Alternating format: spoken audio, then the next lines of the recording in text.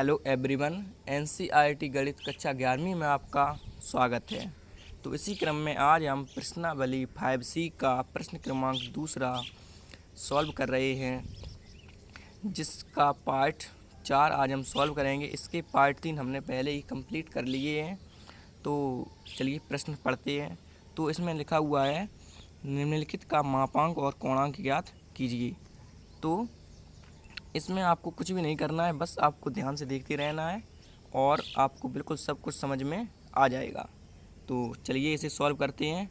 तो जो दिया गया है उसे हम लिख लेते हैं और उसके बाद तो हमें जो दिया गया था वह हमने एक बार लिख लिया है।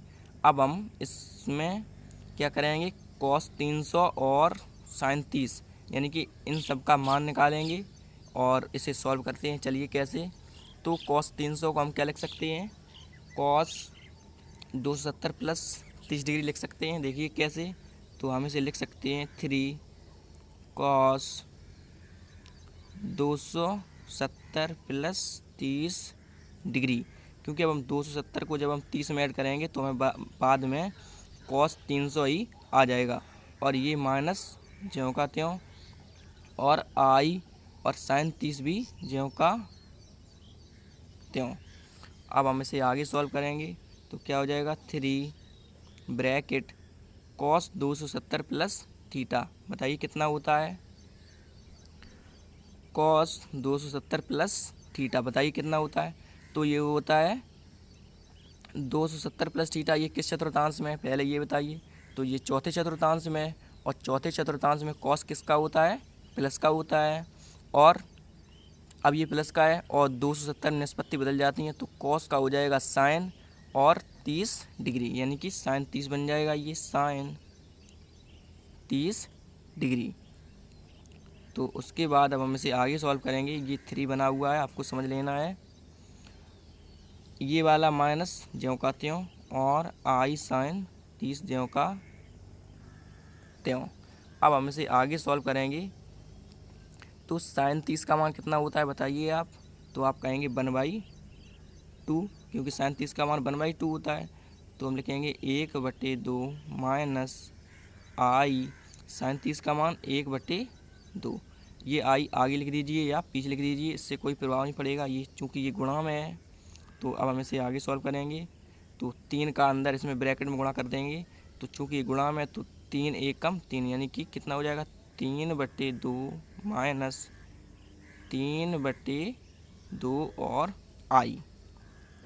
तो अब ये हमारी सम्मिश्र संख्या बन गई है। तो हम इसे बराबर क्या लिख सकते हैं बताइए आप, a प्लस आई बी लिख सकते हैं और a प्लस आई बी बराबर z, क्योंकि z को हम सम्मिश्र संख्या से नोट करते हैं और ये हमारी दोनों सम्मिश्र संख्या ही हैं। तो अब हम इसमें a और b का मान निकालेंगे। तो a और b का मान क्यों निकालेंगे, उसके लिए फार्मूला हम देख लेते हैं। और उससे पहले ये देख लेते हैं हमें क्या ज्ञात करना है, मापांक और कोणांक। तो हम इसके फॉर्मूले देख लेते हैं क्या होते हैं मापांक और कोणांक के। तो ये हमारे मापांक का फॉर्मूला आर मॉड बराबर √a² प्लस b², और ये हमारे कोणांक का फॉर्मूला, कोणांक थीटा बराबर tan इनवर्स, यानी कि 1 की घात है तो इसे इनवर्स भी बोलते हैं, और b/a। तो चलिए अब सबसे पहले a और b के मान निकाल लेते हैं। तो देखिए नीचे क्या हो जाएगा हमारा। तो a बराबर कितना हो जाएगा बताइए, 3/2, क्योंकि a इस साइड वास्तविक भाग है और अब हम वास्तविक भाग बराबर वास्तविक भाग और काल्पनिक भाग बराबर काल्पनिक भाग, जिसमें आई साथ में होता है वो हमारा कैसा भाग होता है, काल्पनिक भाग, और जिसमें आई नहीं होता है वो हमारा वास्तविक भाग होता है। चलिए लिख देते हैं। तो हम लिखेंगे a बराबर 3/2 और कॉमा b बराबर कितना हो जाएगा, माइनस की 3/2, क्योंकि b बराबर b आई के साथ में है और ये भी आई के साथ में है, और ये आई से आई आप कैंसिल कर दीजिए, या आप ये समझ लीजिए कि ये एक चिन्ह मात्र होता है जो हमें यह बताता है कि यह काल्पनिक संख्या है या वास्तविक संख्या। तो b बराबर कितना हो जाएगा, -3/2, -3/2। तो उसके लिए अब हमने a और b के मान निकाल लिए हैं। तो अब हमें चूँकि मापांक ज्ञात करना है तो अब हम लिखेंगे मापांक आर मॉड बराबर अंडर रूट ए स्क्वायर प्लस बी स्क्वायर, और ए और बी का मान इसमें रख देंगे तो हमें मापांक पता चल जाएगा। तो चलिए लिखते हैं, फॉर्मूला लिख लेते हैं सबसे पहले। तो फॉर्मूला हमारा होता है आर मॉड बराबर अंडर रूट ए स्क्वायर प्लस बी स्क्वायर। तो अब हम इसमें ए और बी का मान रख देते हैं, देख लीजिए। तो ए का मान देख लेते हैं कितना है, और बी का मान भी देख लेते हैं। तो ए का मान हमारा दिया गया है 3/2 और बी का मान दिया गया है -3/2। चलिए लिख देते हैं। तो हम लिखेंगे आगे आर मॉड बराबर अंडर रूट ए का मान कितना दिया गया था बताइए आप। तो आप कहेंगे 3/2 और वर्ग है तो इस पे पूरे पे ये वर्ग हो जाएगा, और प्लस लगा है प्लस लगा दीजिए। बी का मान कितना दिया गया था -3/2 और वर्ग है तो वर्ग ज्यों कहते हो। उसके बाद आर मॉड बराबर अंडर रूट, अब हम 3/2 का वर्ग करेंगे तो कितना हो जाएगा, तो ऊपर का ऊपर और नीचे का नीचे। तो 3 का वर्ग बताइए कितना होता है 9, और 2 का वर्ग 4, और इसी प्रकार प्लस ज्यों कहते हो। और इसी प्रकार ये माइनस की 3/2 का करना है, तो माइनस का वर्ग करेंगे, यानी कि माइनस का गुणा माइनस में करेंगे तो कितना हो जाएगा प्लस, और 3 का वर्ग बताइए कितना 9, और 2 का वर्ग 4। तो हमने ये वर्ग कर दिया है, और ये ऊपर 9 बना हुआ है, आपको समझ लेना है कितना बना है 9, क्योंकि 3 का वर्ग 9। अब हम इसे सॉल्व करेंगे। तो आर मॉड बराबर अंडर रूट, ये नीचे इसके हर समान है तो ऊपर ये ऐड हो जाएगा, यानी कि 18 और बटे 4 आ जाएगा। उसके बाद हम इसे आगे सॉल्व करेंगे तो क्या हो जाएगा हमारा आर का मापांक बराबर, इसे हम ऊपर देखिए कैसे लिखेंगे, इसे हम लिख सकते हैं अंडर रूट 18 और बटे अंडर रूट 4 लिख सकते हैं। हमने अलग अलग अंडर रूट लिख दिया क्योंकि पूरी संख्या पे अंडर रूट था, तो हमने इसे अलग अलग लिख लिया है। तो अब हम आगे सॉल्व करेंगे। तो आर मॉड बराबर, इसे हम लिख सकते हैं क्या 3/2 लिख सकते हैं, क्योंकि 3 त्रिका 9 दूनी 18। तो देख लीजिए कैसे। तो अंडर रूट 18 जो हमारा होता है इसे हम ब्रैकेट में लिख सकते हैं 3 गुणित 2, क्योंकि 3 दूनी 6, 3 त्रिका 9 दूनी 18, आपको समझ लेना है। 3 का गुणा 3 में करेंगे, 3 त्रिका 9 दूनी 18, तो इसमें से एक ये 3 समान हो जाएगा, क्योंकि इस पे अंडर रूट लगा हुआ है इसलिए इसमें से एक 3 बाहर आ जाएगा। तो हम इसे लिख सकते हैं 3, और ये वाला अंडर रूट के अंदर ही रहेगा 2 जो कहते हो, तो इसलिए ये होता है 3/2 हो जाएगा। तो अब हम इसे आगे सॉल्व करेंगे। तो अंडर रूट 4 का वर्गमूल कितना हो जाएगा बताइए, तो आप कहेंगे 2। तो अब आप इसका हर परिमीकरण कर दीजिए, क्योंकि और आप या फिर इसे यहीं भी छोड़ सकते हैं, और हर परिमीकरण इसलिए कर दीजिए क्योंकि ये अभी और सॉल्व हो जाएगा। देखिए कैसे। तो हम इसमें अंडर रूट 2 से ऊपर नीचे गुणा कर देते हैं अपने मन से। तो अंडर रूट 2 से हमने ये ऊपर गुणा कर दिया इसमें, और उतना ही नीचे कर दिया, क्योंकि हम अंडर रूट 2 को अंडर रूट 2 से कैंसिल कर देंगे तो हमें 1 प्राप्त हो जाएगा, यानी कि यही मान आ जाएगा। तो इससे कोई प्रभाव नहीं पड़ेगा, लेकिन हम इसलिए कर रहे हैं क्योंकि हमें ये ऊपर का अंडर रूट कैंसिल कर देंगे और नीचे अंडर रूट आ जाएगा। देखिए कैसे। तो आर का मापांक बराबर कितना हो जाएगा, 3 का गुणा किससे करेंगे, इसके अंडर रूट के आगे कोई संख्या नहीं लिखी है तो हम कितना मानते हैं 1 मानते हैं।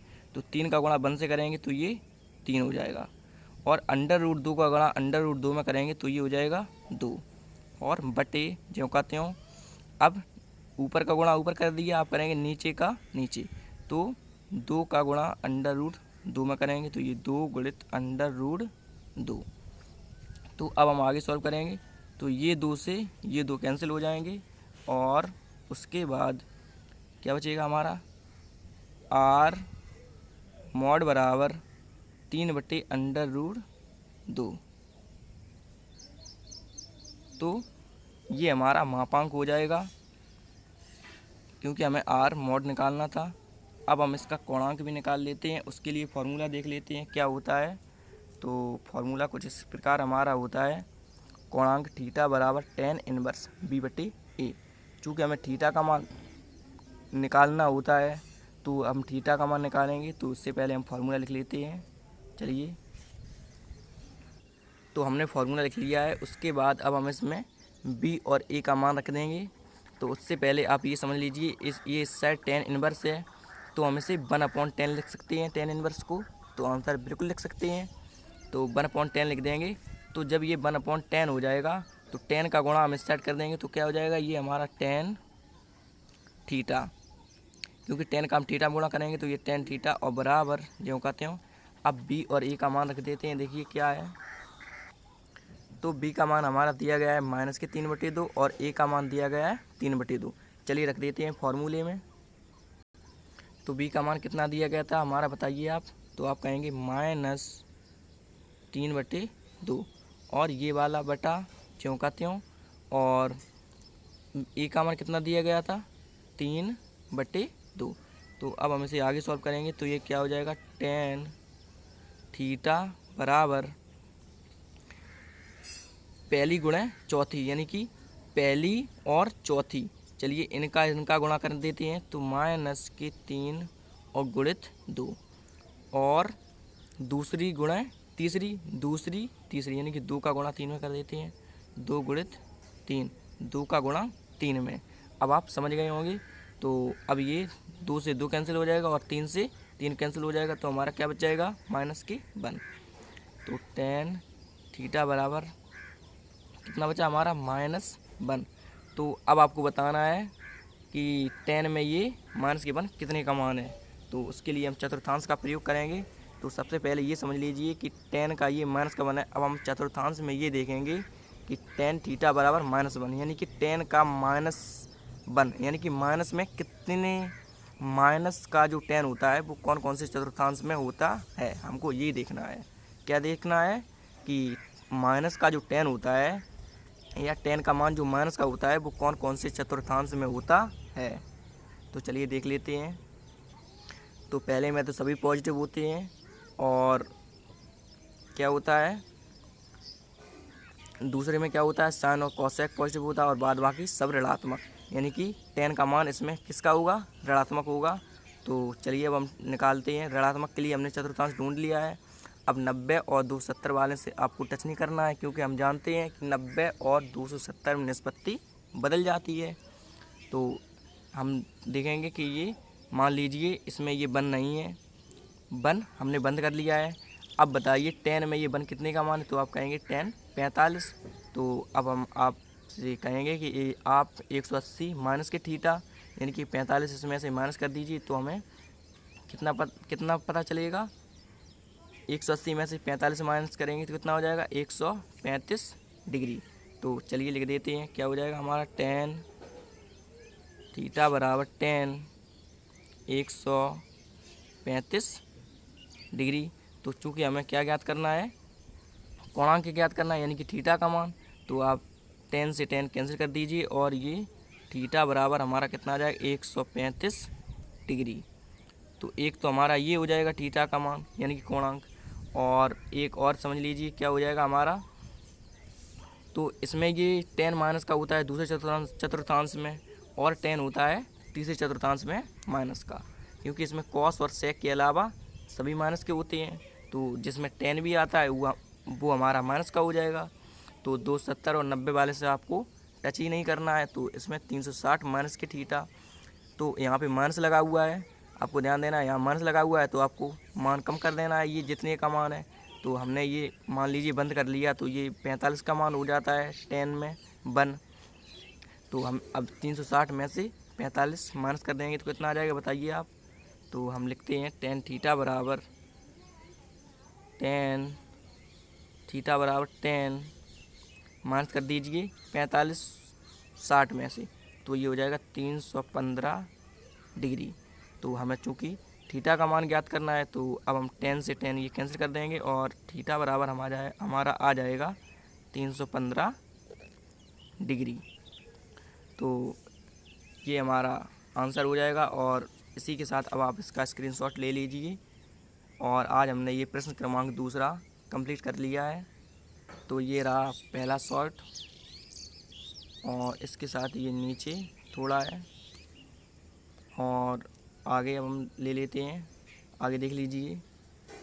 तो इसका भी आप स्क्रीनशॉट ले लीजिए और उसके बाद इसका भी आप स्क्रीनशॉट ले लीजिए और इसके बाद इसका भी आप स्क्रीनशॉट ले लीजिए।